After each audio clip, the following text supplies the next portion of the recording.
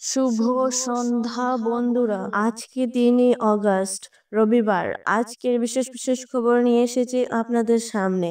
প্রথমে জেনে নেয় খবরের শিরোনামগুলো। মহাদেবের আশিসে ইসুদূরের সাফল্য। 175 বিজ্ঞানীর মধ্যে একমাত্র ভারতীয় বরাকের ডক্টর হিফুজুর। কাশ্মীরে খতম 2 জঙ্গি।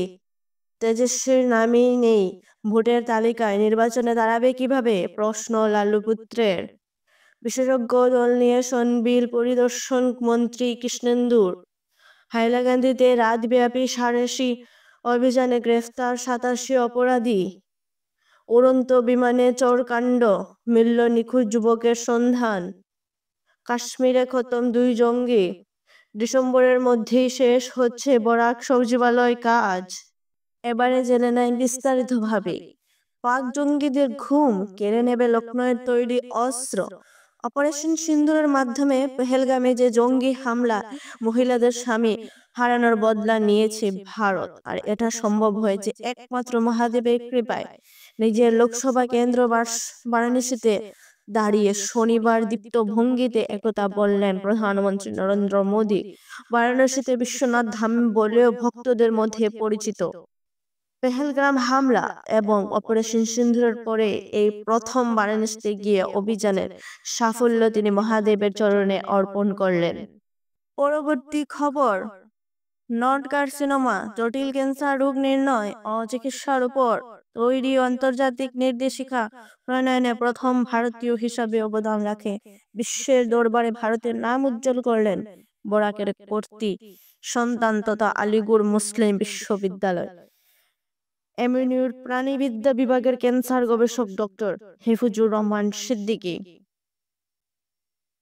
অপারেশন মহাদেব ও শিব শক্তির পর এবার অপারেশন অখল, তাতেই নিখোঁজ হলো 2 জঙ্গি।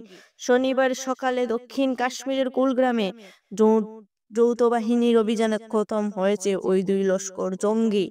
এরপর সেখানে আরো কোনো জঙ্গি রয়েছে কিনা না তা দেখতে শনিবার সন্ধ্যা পর্যন্ত বিস্তীর্ণ এলাকা জুড়ে তল্লাশি চালিয়ে যান আমাদের সেনাবাহিনী।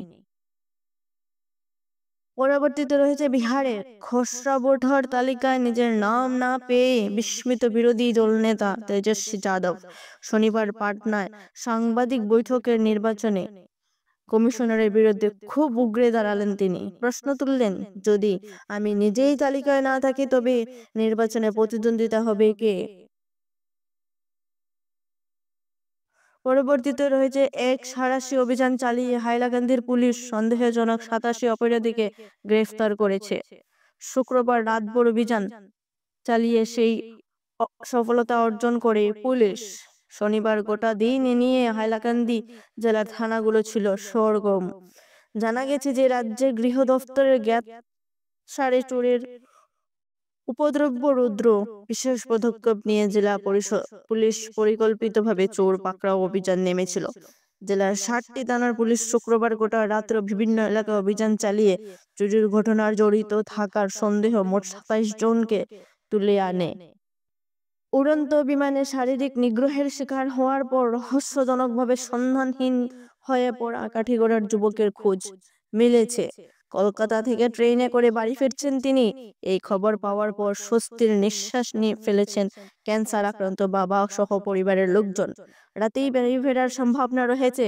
তাই ঘটনাটি ঘটেছিল মুম্বাই কলকাতা ইন্ডিগোর বিমানে।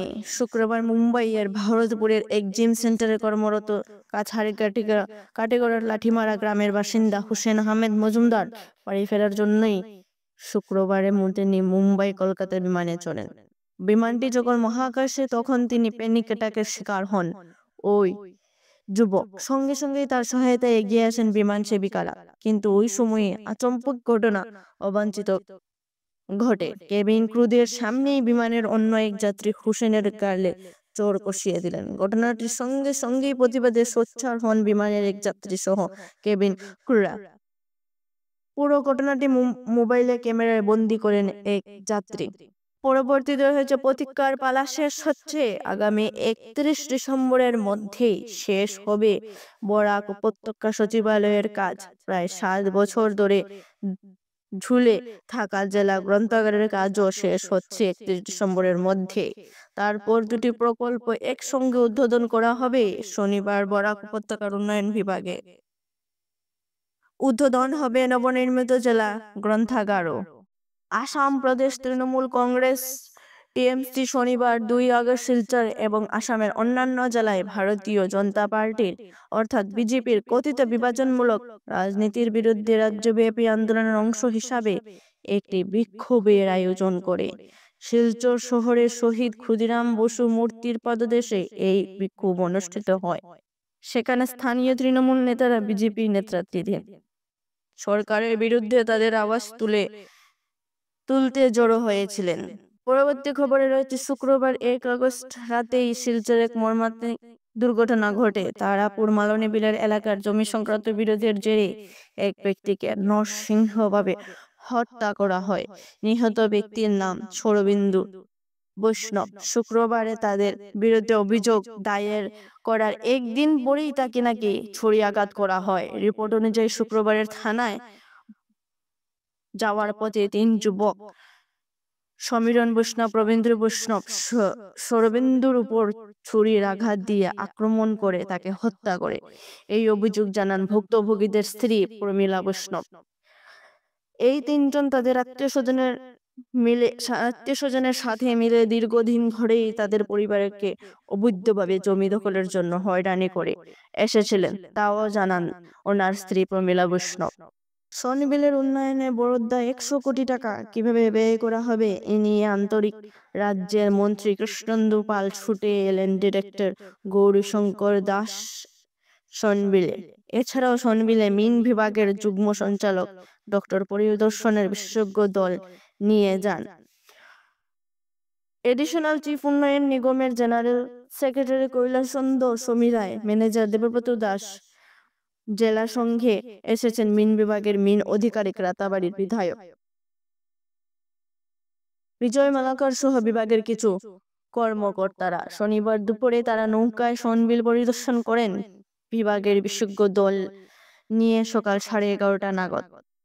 সনবিলে দেবাদ্দরে পৌঁছান এডিশনাল চিফ সেক্রেটারি। সেখানেই তিনি বিভাগীয় কর্মীদের নিয়ে কিছু সময় আলোচনা করেন।